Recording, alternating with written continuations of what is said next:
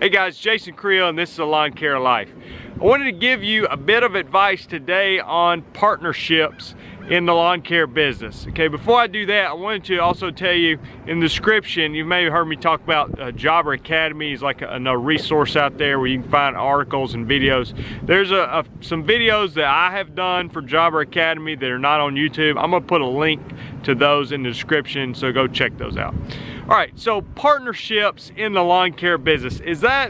I'm just gonna give you my opinion on partnerships, what I think about them, and helping you think through whether it's a good thing for you or not. I don't have a partner, and at the moment don't want one, but I don't think they're always a bad thing.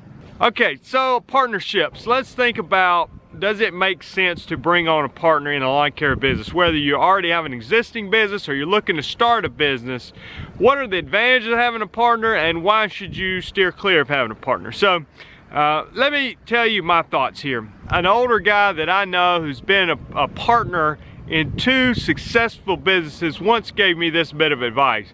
He said, Jason, don't ever be a 50-50 partner with somebody in business. And I've given a lot of thought to that and remembered that for years since he told me that.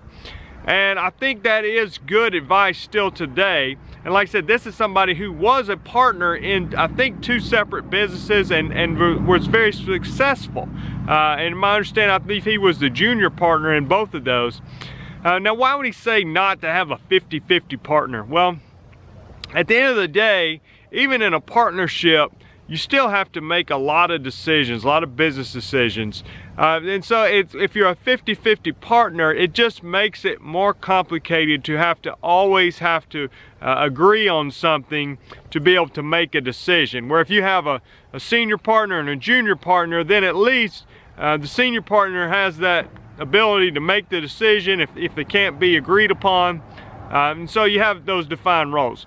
So when I look at partnerships, I think, okay, why would you consider a partnership in the first place? To me, the only reason that I would consider a partnership, and let me just start by saying, I'm thinking specifically with the lawn care business, okay? Obviously, you can think of examples in other businesses where partnerships have worked. I'm sure there's plenty of examples in the lawn care business where partnerships have worked. And I think they can work. But to me, it only makes sense to have a partner if that partner is bringing some sort of value to the company that you don't have yourself. Okay, now, so if I have 2 partners and one of them, let's say, is great at sales and the other one is great at managing and getting the work done or whatever, then, okay, we have clearly defined roles. You're the sales guy, you're gonna be focused on growing the business, and I'm the manager, and I'm making sure all the crews are out doing what they're supposed to do, and we each have defined roles, separate tasks. You handle your side, I'll handle my side. Of course, we're gonna work together when we can. Okay, that makes sense if you have a glaring weakness and you brought on this person who has a glaring strength in the area that you're weak in. To me, it doesn't make sense to bring on a partner just to say, well, now we got 2 people, we can get out there and do more work. Well, you have to do twice as much work to make the same amount of money, essentially. If you've got 2 owners, then it can really eat into the profits. And so to me, if the partner is not bringing some additional value that can't be found in a traditional employee, then it doesn't make any sense, because at the end of the day, a partner, you're given an equity, a share in the company, where an employee, you just pay a salary or an hourly wage. So ends up can cost you a lot more money. Think long term here. If one day your business was really big and you were approached with some big offer of millions of dollars to sell your company, I mean, you think, well, now, one, if you have a partner, you have to agree, do we want to sell it, do we not want to sell it? And then 2, you got to think, I'm going to have to split all this money with this partner. I think if you had an existing business, now this is again where I think this might work out.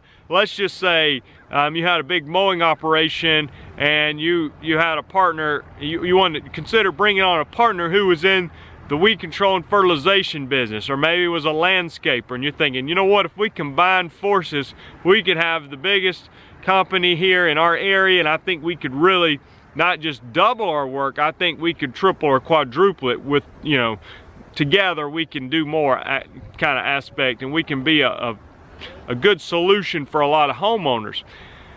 Again, I'm hesitant to do that just because I'm just hesitant to enter into a partnership, because I know how difficult it is sometimes to make business decisions, and to have to always be checking with somebody else is just not appealing to me.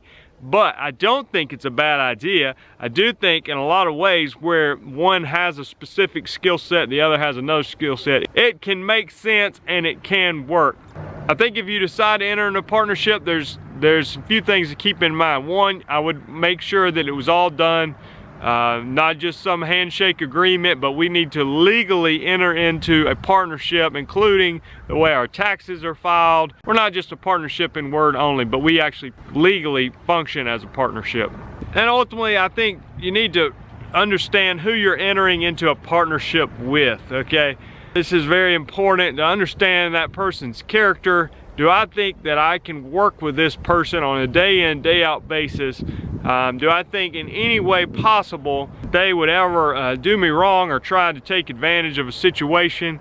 And I would make sure that I had consulted with an attorney and probably an accountant before I entered into a partnership, to make sure that I had done everything possible to legally protect myself within that partnership, and that they could fully understand what are the risks and benefits from a financial and legal standpoint of entering into a partnership. So hey, from you guys, what I would like to hear is, I would imagine some of you have partners, and I want to hear, you know, how's that, if that's been successful, how do you make it work? How do you divide up what each person's responsibility is, and how do you go about making business decisions with a partner? So if you are in a partnership, I'd love to hear from you in the comments section.